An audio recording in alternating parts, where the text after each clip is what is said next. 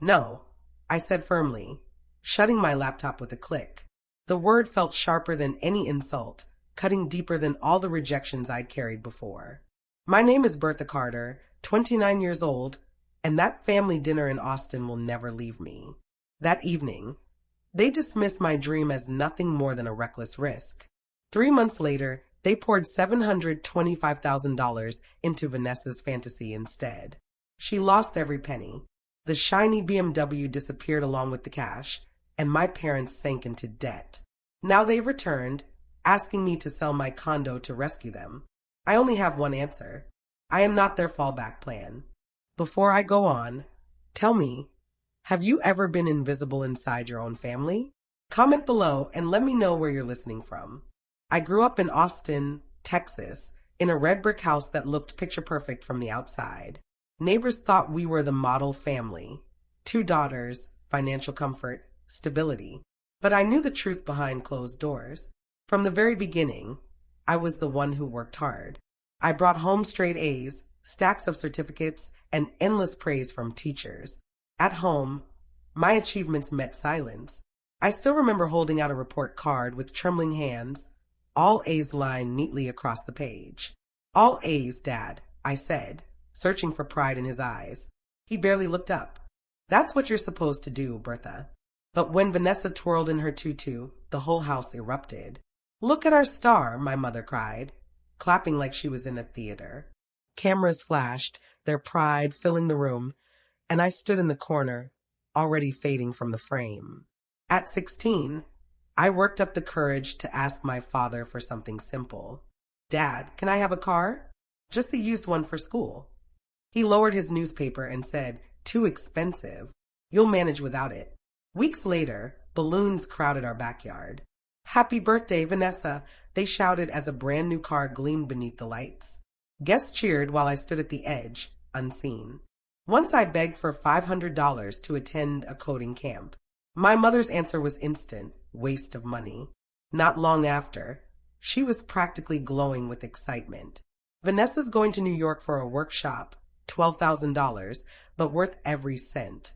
Even when I came home holding a first-place science award, smiling so wide it hurt, my moment vanished in seconds.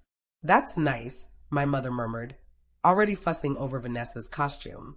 The certificate ended up buried under a stack of magazines. Applause saved for my sister. That's when I finally understood the unspoken rule. Vanessa would always be celebrated. I was simply expected. Being useful was never the same thing as being loved. So why should I believe they would ever take me seriously now? When I was accepted into Stanford, I thought the cycle might break. It was the greatest victory of my life. A partial scholarship, proof that every sleepless night and sacrifice had been worth it. I remember clutching the acceptance letter, tears soaking the page. At home, my father only said, good, but tuition's still too high. Can you cover it? My mother didn't even look at me. She turned to Vanessa.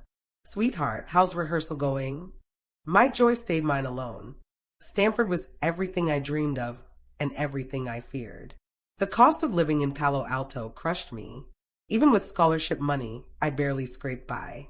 My days blurred together, lectures in the mornings, library shifts at night, weekends coding in the IT lab. I lived off instant noodles, sometimes too broke to buy even that. On crowded buses, I clutched textbooks heavier than my body felt. Winter cold seeped through my thin jacket, as if reminding me of everything I lacked. More nights than I can count, I fell asleep at my keyboard, waking with letters imprinted on my cheek and ramen cups half-eaten beside me. Whenever I called home, I prayed for encouragement. Instead, my mother's voice sparkled with excitement about Vanessa. She's studying acting in New York. Her teachers adore her. I whispered, that's nice, while staring at unpaid bills. Once I proudly said, Mom, I became a teaching assistant. Silence. Then, your sister might get a stage role. Every word carved deeper than silence itself. I stretched every dollar, skipped meals, patched holes in my shoes with tape. No one asked if I was okay, but the solitude hardened me. Every late night coding became another brick in the foundation I was building. Every no from my family became fuel for resolve. If no one believed in me, then I had to. After graduation, I joined a startup in Palo Alto. The pace was brutal, the hours endless, but I thrived. Within a year, I led a team of my own. For the first time, the badge clipped to my blazer carried weight. But even then, family conversations only circled back to Vanessa. She's so talented, they repeated like a hymn. Never once did they say, "We're proud of you." So I built in silence. I saved carefully, dollar by dollar, until I bought a modest condo in San Jose. Holding that key was proof I could create a life without their approval. And in that small space with the city glowing outside my window, I began sketching an idea on my laptop. BuildFlow, a vision, a tool that could transform an industry. I whispered into the quiet, "They'll never see this coming." They ignored my fire, but silence was only feeding it. I remember the night everything came to a head. The chandelier hummed above the table while my father dismissed my future like it was nothing. I steadied myself, opened my laptop, and spoke with all the courage I had. "I need 70,000 to scale BuildFlow," I began. 8 companies have already committed. The demo is ready. First year revenue projected at 300,000. My father didn't even glance at the slides. I had stability, a steady path, a roof, a plan. Still, my dream felt louder than their caution. "Why gamble everything you've worked for?" my mother sighed, her voice tender but closed off. "Freedom sounds like debt. Don't invite trouble, Bertha." I tried again, insisting that this wasn't fantasy, it was market demand, an opening I could see clearly. But their eyes glazed over as if I were background noise. Vanessa spun her wineglass lazily, the faintest smirk tugging at her lips. "Not everyone's cut out to lead, sis. Some people belong in supporting roles." The words struck sharp and deliberate. I closed my laptop carefully, my breath trembling but contained. "I hear you," I said quietly. "I'll do it alone." My father's hand sliced the air dismissively. "Don't be dramatic." My mother added gently, "We're protecting you from failure. You're strong enough. Vanessa, she's fragile. She needs help." That word, fragile, lodged in me like glass. That night, I lay under a cracked ceiling, replaying every label. Fragile, support, failure. I was 16 again, sweating on buses while she unwrapped a car in the driveway. My science trophy buried under old magazines while her parties filled photo albums. I whispered to the dark, "They won't see me. So I'll build something they can't ignore." Weeks later, my mother's voice sparkled through the phone. "Vanessa's launching in Dallas, a luxury events company. She has such vision. Vision without contracts, without clients, without even a plan."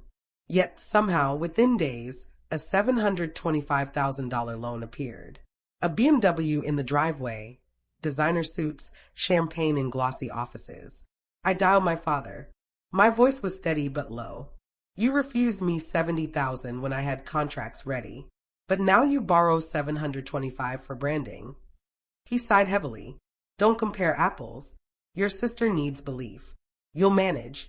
I stared at the keys in my hand, the condo I had mortgaged with my own sweat. Every sleepless night, every sacrifice. Their faith was ornamental, something to drape on illusions. Mine kept the lights on. That night, as cicadas screamed outside, I decided, if they wouldn't stand behind proof, I'd make proof undeniable. If they crown illusions, I'd let reality tear the crown apart. I kept a private ledger, not of money, but of slights, debts I owed only myself. Tomorrow, I would code, call, and climb without waiting for anyone's permission. They thought I was reckless, but the truth was, they gambled everything on her. I left Austin with a chest full of fire. By the time I landed in San Jose, anger had distilled into clarity. Their approval was no longer the goal. My laptop wasn't a pitch anymore, it was a battle plan. I signed for a personal loan, stacking it on top of everything I had scraped together. The banker looked at me sharply. "Are you sure? You're risking your home." I met his eyes. I risked everything the moment I dared to dream. That's how BuildFlow began. In a peeling room with secondhand chairs. Miguel, fresh out of college, coded beside me. Rachel answered client calls with a voice stronger than my doubts. We weren't glamorous. We were bone-tired. but we were alive. At 2 in the morning one night, staring at our emptying account, I nearly broke. But then I remembered Vanessa's smirk across the dinner table. Not everyone is cut out for this, sis. The blade turned in my chest, then hardened into fuel. For months later, our first big client signed a $50,000 contract. I broke down in sobs, ugly and violent, shaking in the corner. Rachel brought pizza. Miguel raised his slice like a toast. To proving them wrong.